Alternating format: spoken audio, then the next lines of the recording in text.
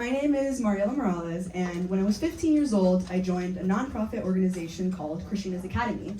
We do community drives, community events, but the most important thing we do is offer free tutoring, a program that I lead. I'm 18 years old now, and I'm happy to say that for the past 3 years, I've tutored all different sorts of subjects for free. I've tutored SAT, first and third grade reading, and Algebra 1 math, among other subjects. Over the course of all this, I've learned a lot about our education system. I've learned its issues, the distractions, the frustrations, the lack of understanding, and more. I want to share an incident with you about my own student. I tutor Algebra 1 for a 14-year-old. He's in freshman year, and I remember once I had to explain to him that negative numbers, even though they look bigger than positive numbers, are still less. As you can see, some students don't understand the basics in their own grade level. Others don't even understand the basics under their grade level. So, over the course of all this, with this incident among others, I decided to research academic decline in America. As students, I imagine you might have your own opinions on this issue. So, I wanted to ask you, how bad do you think academic decline in America is? You can throw any words out there. Rachel. Very bad. You? Horrible. Horrible. Seb? Horrible. I'm hearing a lot of horrible, awful, everything like that. So yeah, I would agree with you. When I first started doing my research, I did know that it was bad, but I didn't fully realize to the extent of how bad it was until I began really looking into this topic. I went on this website called The Nation's Report Card. It's an assessment created by the National Center for Education Statistics, and it assesses different groups across America. 9-year-olds, 13-year-olds, 12th graders, in many different subjects like reading, math, science, and more. It's used by policymakers and educators and scientists as an assessor of academic performance. When I first went on the website, this is the chart that I saw. As you can see, it assesses student performance across subjects. For example, you have long-term mathematics here and here, long-term reading here and here. You can see the age ranges are age 9 here, 13 here, and it assesses from 2020 to 2022 and 2023. So as you can see, it's very recent data. It's also very extensive because it's split into 5 different percentiles. If you're not sure what this means, the 90th percentile are students that tend to score the best, and the 10th percentile are students that tend to score the worst. As you can see, across all ages here and the subjects, there has been a consistent decline, so a significant decrease. Let's zoom in a little bit on each subject in each age range. You have reading here for 13-year-old students, and as you can see, there's been a decline from here to here, once again, across all percentiles. It's even worse with math because you've had a decline from here to here, a more significant decline, also across all percentiles. So I was really alarmed when I saw this, as I imagine you might be, because we've had a decline across multiple subjects, all across the nation, and thousands of students. So I decided to look into my own grade to see if this decline was the same. I was momentarily hopeful when I saw this. As you can see, for 12th grade math, we've had a no significant difference, which meant that there was no decline. And I was hopeful, as I said, until I realized that this means that in 20 years, 2 decades, we've had no improvement. That's a lot of years. That's actually my entire lifetime. So I was born in 2005, and in all that time, there's been no improvement in mathematics. Reading is even worse because since 1992, not only have we not improved, we've actually declined. So from here to here. So in 3 decades, all we've done is go down. So I'm probably boring you with all these statistics and numbers and data, but I have to emphasize our situation. Academic decline in America is worsening very, very quickly. So as students, I can imagine the number one question in your mind is probably why? Why is this happening? Why are our scores dropping so steeply? The answers are a lot. There's different answers, they're complex, nuanced. So all I can say to you is, I don't know, but I can guess. Remember him? This is COVID-19. It's a virus that ravaged the world from around January of 2020 to 2023. It left disastrous consequences in its wake, like lost jobs, shortages, deaths, and lockdowns. I want to focus on this specific consequence, lockdowns. So all of you know this. We all had to use Zoom because we all had online learning. None of the schools were open because of quarantine. And all my research points to this being the number one, or one of the number one reasons. Excuse me for the interruption. Can I please have Mr. Steve Fernandez? He's not in this period anymore. Oh, okay, thank you. All right, so this is one of the main reasons as to why this academic decline has been occurring. Let's look at this issue on a national level. Some of you may recognize the PISA test. It's an assessment given globally that assesses 15-year-olds in subjects like math, science, and reading. Let's look at the statistics from the PISA test. Here it is. It assesses from 2018, pre-pandemic, to 2022, post-pandemic, and it has both the global and United States statistics. As you can see, we've had the most significant decline in math, with a 13-point drop. But the reading and science are also bad because we've dropped 1 in 3 points.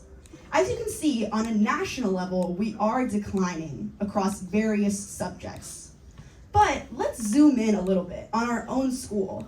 I surveyed 11 different SACH teachers across different subjects and with varying levels of experience. Some have been teaching for 2 years and others for 30. I asked them a question. I asked them if they've seen a decline in academic performance from pre-COVID-19 pandemic to post-COVID-19 pandemic, and over 80% of them answered yes. With many of these teachers teaching for many years prior to the pandemic, you can see that even they've been able to recognize that this pandemic has caused a significant change. However, a big question is the pandemic the sole cause of this academic decline? Surprisingly, even our own teachers have said no.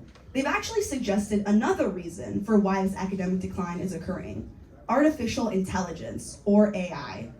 Many of the teachers that I surveyed at this very school have expressed concerns and negative opinions on artificial intelligence. You can see some of them here.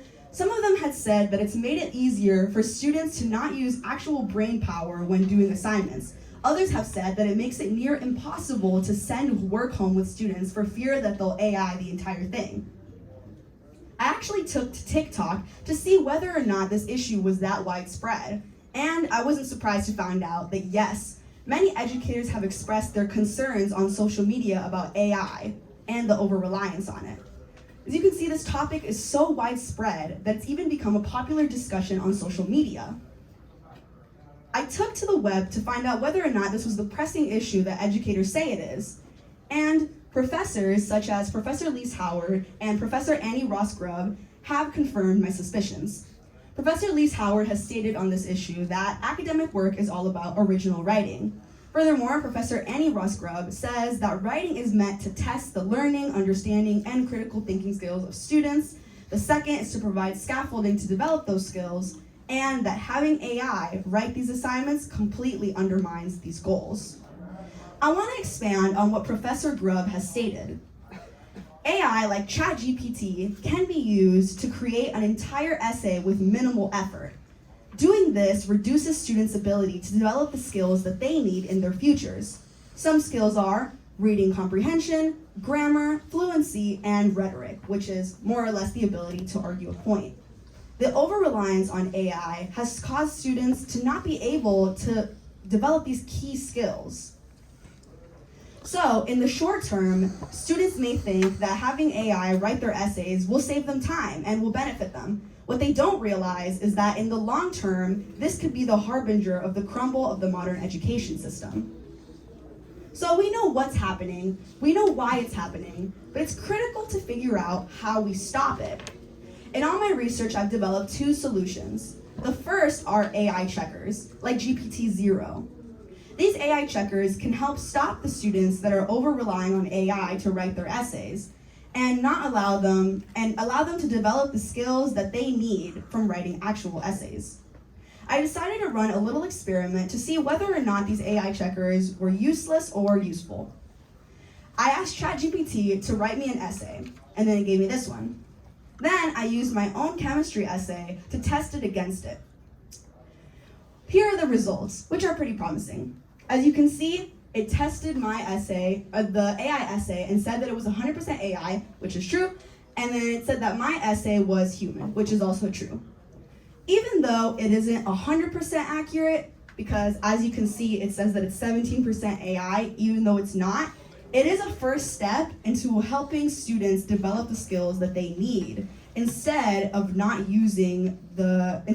developing them by using AI as a crutch. The second solution is one that I've been implementing over the course of 3 years, which is tutoring. You'll see in a little bit that tutoring is actually a very useful solution for helping slow academic decline in America. Let me share an anecdote with you about the student that I had mentioned at the beginning of my story. He is an Algebra 1 student, as I said, and in freshman year. And at first, when we first began tutoring, he was talking about how his teacher went a little bit too fast or didn't explain concepts in a way that he necessarily understood. As a result, he was actually failing this class, not having a good time, not understanding, missing key concepts, everything of the sort. However, when I began tutoring him, about an hour a week, he began to improve a lot. He grasped concepts easier, was able to tell me things that he remembered from the last session, but most importantly, he went from failing the class to passing it. He went from failing the class to passing it and grasping these key concepts. So as you can see, with just a little bit of tutoring, he was able to improve a lot academically. In addition, it's not just me. There are also studies that have proven that tutoring is a useful solution. This study right here found that frequent one-to-one tutoring was especially effective in increasing learning rates for low-performing students. However, you might be asking yourself, what about the money? I mean, tutoring isn't free all the time. I mean, I tutor for free and my Ages of Change tutor for free, but that isn't the case always. However, I want to show you this. This is the chart of nationwide public K-12 spending per student per year. This is the amount of money that schools spend on each student. As you can see, it's been consistently going up over the past couple years. So if our money spent is going up, but our scores are going down, I have to ask, where are we allocating this money? And can it be allocated to a better place in order to actually improve student scores? Think on that. If you're worried about academic decline, know that there are people out there trying to slow it or stop it entirely. Me and my Ages of Change, educators, scientists, and others all over the nation and the globe are all working hard to try and fix this issue. If you're wondering what you can do to slow academic decline, here are some things. You can maybe offer tutoring, offer your help, maintain academic integrity. Don't over-rely on AI and use it for things that it should be used for, like maybe even getting ideas, but not for writing entire essays. Ask questions. Your educators are here to help you. And even if you can't ask them questions, you can also even do your own research. There are videos and articles online about all sorts of different things from all different types of professionals.